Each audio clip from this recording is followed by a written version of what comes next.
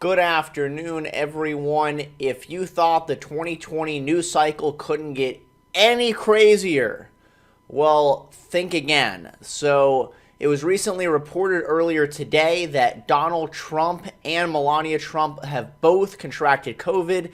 They are both quarantining. And first things first, I hope that they recover, the same as I would hope that anyone that gets COVID fully recovers. But of course, I must mention we don't even know what their symptoms are at the moment. There hasn't really been much else reported other than they've just both contracted COVID and that they're both quarantining. But with an election coming up right around the corner, just over 30 days away, we have to discuss what this means politically for Trump and the different scenarios and how they would impact him politically. So first, barring the worst catastrophic scenario, of course, if Trump ended up dying to COVID, that would obviously be the worst case scenario. And statistically, that's not very probable.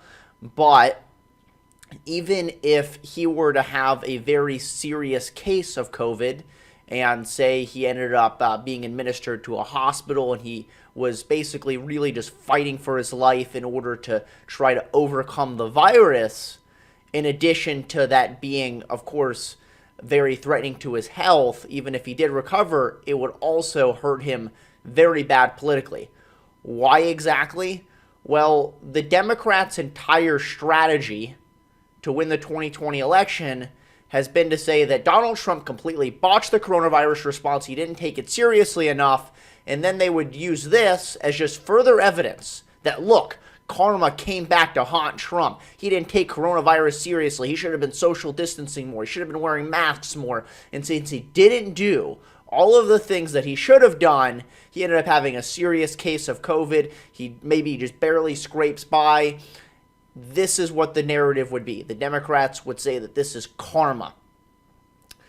But let's look at another scenario, a scenario in which this could actually really, really help Trump. Say if Trump either has a very mild case of COVID, recovers in a few days, or best case scenario is asymptomatic. He would then be able to come out and say, while COVID affects some people in a very serious manner, as it is deadly to some people, it doesn't affect everyone the same.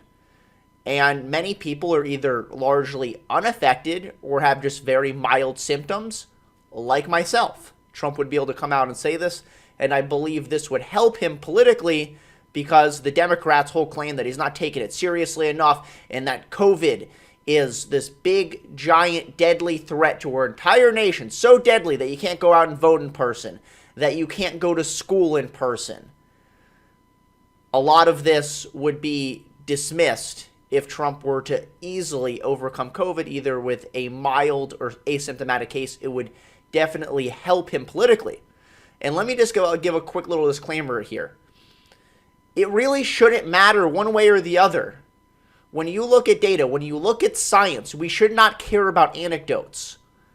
How a 74-year-old man, just a single 74-year-old man, how he handles COVID should not matter in terms of public policy. We should not be forming public policy. We should be forming public opinion around how serious COVID is based on one person's experience with COVID that happens to be 74 years old. It should not matter whether Trump is asymptomatic, whether Trump were to die from the virus.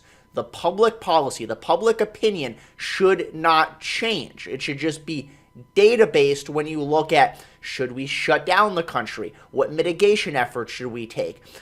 Who is most susceptible to COVID, and what measures can we put in place for the people that are most susceptible? These are the questions we should be asking, and our opinions, our viewpoints in terms of what we should enact into public policy based off the data should not be affected by one person's experience. But unfortunately, people seem to respond way more to anecdotal evidence, anecdotal data, than they do to actual comprehensive data, where we look at the millions of cases.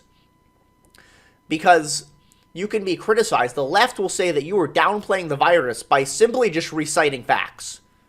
If you just literally recite data points, that's not allowed. The left will say you are downplaying the virus. You're not taking it seriously enough. If you say things like 6% of the people that died of COVID reportedly died exclusively from COVID with no comorbidities, which this is a stat from the CDC, people say, well, you're downplaying the virus. If you say things like kids are largely unaffected by the virus, which is statistically accurate, people will say, well, you were downplaying the virus. And ultimately, we should be making policy specifically off data, not off anecdotal evidence. It shouldn't matter how Trump handles COVID, but it does. And that's why I need to talk about this, because it does have implications towards the 2020 election. There's one scenario that hurts him. There's one scenario that helps him. If he gets over this very, very quickly or is asymptomatic, he can use this to help him politically. But if he has a very severe case, you know that the left is going to come down on him and say, look, this is exactly why we need to shut the country down. They're going to try to use this as a political weapon. And they're going to try to remind America of the point that they've been harping on since February. That Trump had a failed coronavirus response. He couldn't protect the American people, and he couldn't even protect himself. This is going to be the liberal narrative if Trump ends up having a severe case of coronavirus. But once again, none of this should matter. I wish we could just turn off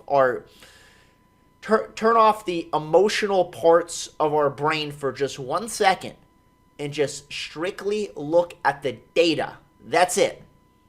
And looking at data, looking at how each category of people, based off age, based off whether or not you have pre-existing conditions, whether or not you're healthy, how it affects each category of people differently, and then form policy, just specifically based off what the risk level is to each individual group. That's how it should be. But unfortunately, it's not.